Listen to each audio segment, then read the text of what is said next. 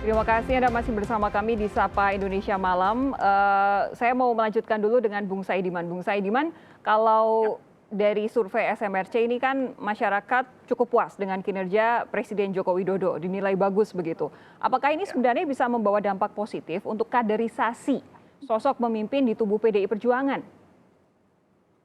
Iya, saya kira iya. Saya kira punya pengaruh itu, dan kalau kita lihat di survei-survei salah satu calon yang potensial untuk maju dalam pilpres nanti atau dipilih oleh publik itu Pak Ganjar Pranowo, dan saya menduga ini salah satunya adalah dampak dari pembangunan Pak Jokowi.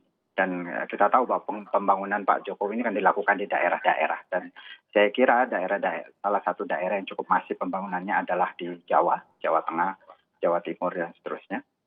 Itu salah satu daerah yang cukup masif, dan dampak elektoralnya bukan hanya kepuasan pada Pak Jokowi, tapi juga tingkat kepuasan pada kinerja pemerintah daerah di daerah-daerah di mana pembangunan itu terjadi dengan masif gitu.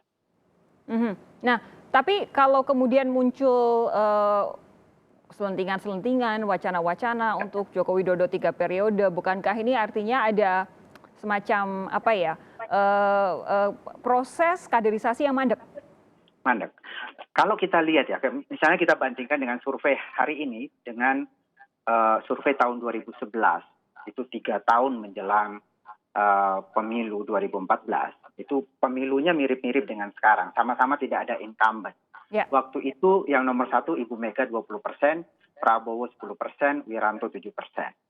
Di survei sekarang, itu yang nomor 1 yang dipilih oleh publik dalam simulasi semi terbuka itu 20% untuk Pak Prabowo, Anies Baswedan 11%, dan Pak Ganjar 8%. Jadi mirip-mirip, jadi tidak ada yang sangat dominan. Ya, saya kira ini adalah karakter pemilu di mana incumbent itu tidak ada. Jadi publik masih menduga-duga, publik belum fix betul dalam menentukan pilihan. Dan ini terjadi sebelumnya juga. Jadi, Apakah artinya kalau Anda membandingkan dengan berapa berarti 10 tahun yang lalu ya? ya. 8. Jadi 3 tahun menjelang pemilu. Oh iya, 3 tahun menjelang pemilu. Nah, apakah ketika Anda membandingkan dengan kondisi saat itu, artinya Anda cukup optimistis bahwa nanti jangan-jangan last minute bakal ada keluar sosok yang mungkin justru dalam waktu dekat mampu meraih elektabilitas yang tinggi? Ya, sangat mungkin itu terjadi. Dulu Pak Jokowi belum disebut, itu belum masuk 5 besar di dalam survei pilihan publik untuk capres tahun 2014. Tetapi kemudian last minute kemudian muncul. Dan jangan lupa bahwa posisi Pak Jokowi sekarang itu sama dengan Pak SBY juga. Pak SBY waktu itu juga sangat populer, sangat disukai oleh publik, di atas 70% juga.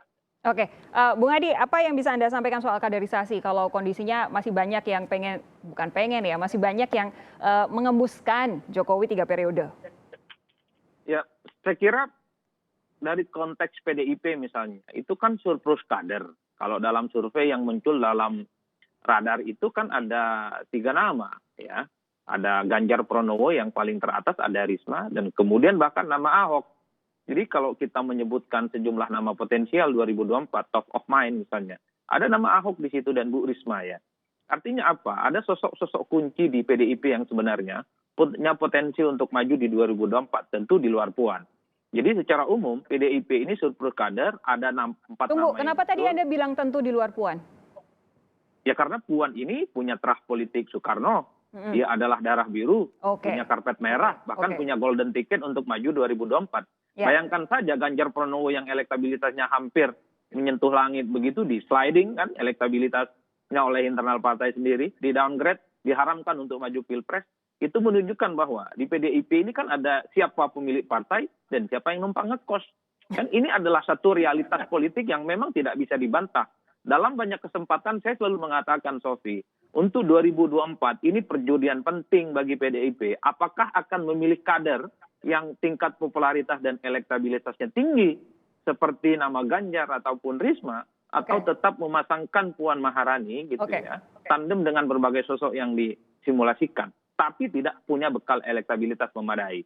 Nah, ini karena tadi Anda yang bawa-bawa nama Puan Maharani nih, saya jadi tergelitik untuk bertanya, jangan-jangan bukan jangan-jangan. Oke, saya ubah kalimat saya. Adakah kaitannya dengan pengusulan 3 periode untuk Joko Widodo ini? Karena memang tujuannya untuk menghadang beberapa orang tertentu supaya tidak usahlah jadi calon presiden, atau kemudian dengan apa ya? Kemarin kan sempat ada gesekan, supaya tidak ada gesekan lagi, udahlah nggak usah dikasih semuanya, kasih aja sama Jokowi yang jelas begitu. Ada melihat ada kaitannya dengan ini atau tidak? Kalau saya tidak begitu bicaranya. Ketika ada kelompok yang mencoba untuk mengusung kembali Presiden 3 periode, alasan argumennya sederhana, ini kepentingan politik pragmatis kok. Ada kelompok tertentu yang sedang menikmati indahnya kekuasaan saat ini, di mana keistimewaan itu tidak mau hilang hanya karena perjudian untuk melakukan kontestasi di 2024. Jadi alasan kaderisasi saya kira banyak kok, pemimpin-pemimpin transformatif versi survei tentu saja. Yang kedua, menurut saya menjadi penting untuk melihat soal jabatan 3 periode ini. Apalagi misalnya menduetkan Jokowi dengan Prabowo sebagai rekonsiliasi nasional. Kalau mau menduetkan Jokowi dengan Prabowo, itu bukan jawaban rekonsiliasi. Kalau mau, Jokowi dengan Anies Baswedan. Jadi usulan Puan dengan Anies Baswedan, secara substansi saya kira oke. Karena saat ini, Anies Baswedan ini adalah the one and only. Orang yang difaksikan sebagai kelompok non-pemerintah yang dekat dengan kelompok Islam, yang dianggap Taliban, yang dianggap Wahabi, yang selama ini denyut nadi perlawanannya nggak pernah selesai. Dan pada prinsipnya, Sophie, demokrasi itu memang gaduh. Pemilihan umum itu pasti ada dinamika dan gimmick. Kalau tidak ada dinamika dan gimmick, kembali saja kepada sistem yang anti demokrasi. Dan seluruh semua orang yang potensial maju pilpres itu ikut majlis taklim. Biar nggak ada gesekan dan persaingan. Oke, pertanyaan terakhir singkat saja kepada Anda berdua, Bung Adi dan juga Bung Saidiman. Pertanyaannya sama. Kalau menurut Anda, PDI Perjuangan akankah bisa menemukan sosok seperti yang bisa meroket seperti Jokowi 10 tahun yang lalu dalam waktu dekat ini sebagai untuk bisa diajukan sebagai calon presiden? Bung Adi dulu. Ya saya kira ada. Kalau basis argumentasinya survei ya tentu ada Ganjar Pranowo. Elektabilitasnya secara perlahan sudah mulai mepet dengan Prabowo Subianto yang selalu berada di puncak survei. Kalau tetap memaksakan Puan, saya kira kerjanya panjang. Mengkonversi suara. Intinya jawaban Anda adalah ada, tapi tergantung PDI Perjuangannya gitu ya? Betul. Kalau masih ada faksi, siapa yang ngekos, siapa pemilik partai, agak berat sebenarnya. Bung Saidiman silakan, singkat saja. Oke, saya percaya bahwa PDIP pada akhirnya akan rasional dalam melihat ini. Kita tahu bahwa PDIP ini dalam beberapa kasus, dalam berkali-kali kasus, mereka selalu mengedepankan suara rakyat, suara publik. Jadi popularitas calon itu sangat penting di dalam pemilihan yang dilakukan oleh PDIP. Dan itu berkali-kali dilakukan, termasuk dulu ketika Jokowi dipilih menjadi calon presiden, termasuk ketika Ahok dipilih menjadi calon gubernur dan seterusnya. Itu sebelum peristiwa pemilihan itu ada juga gejolak-gejolak seperti yang terjadi sekarang. Tetapi pada akhirnya PDIP ingin menang kan, jadi dia akan mengedepankan suara publik untuk menentukan calon itu. Oke, Bung Saidiman, Bung Adi, terima kasih sudah bergabung bersama kami. Seru sekali malam hari ini ngobrol bersama Anda berdua. Sampai ketemu lagi, sehat terus ya. Terima kasih. Saudara